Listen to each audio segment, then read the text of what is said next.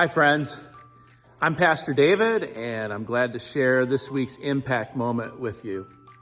As you may know, our tradition here at Worcester United Methodist Church is to celebrate the sacrament of Holy Communion on the first Sunday of the month. We do that most often unless there's a reason not to do it or to share it on a different Sunday. You see behind me our communion table, and at that table, as I record here midweek, is a plate and a cup. At this moment, there is no bread and there's no juice. We'll have that prepared for worship on Sunday morning. But I was thinking about the sacrament of communion and what it reminds us of. Even on the table here, there's a reminder that we do this in remembrance of Jesus, as he has instructed us to do. In our communion liturgy, we are reminded that by your Spirit, make us one with Christ, one with each other, and one in ministry to all the world until Christ comes in his final victory and we feast at his heavenly banquet. And so this is a preview, a foretaste of what is to come. We're reminded that Jesus is the true host at this meal.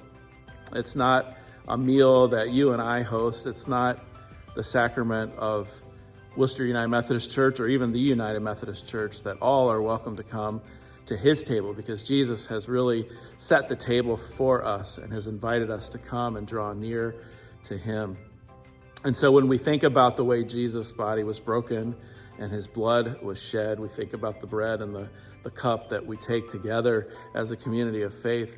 We're reminded that our mission is to go out into a world that is indeed broken and pour ourselves out the way that Jesus poured himself out for the world. And so this is a reminder to me that when you give of your prayers and your presence and your gifts and your service and your witness, and you're giving of yourself in such a way that is sacrificial, that you've poured yourself out, that you are indeed making a difference in the world, and that we collectively as a congregation are making a difference in the world. So thank you for the ways that you give of yourself, and most importantly, praise God for the way that Jesus modeled that for us and gave of himself and reminds us when we gather to give of ourselves in that way.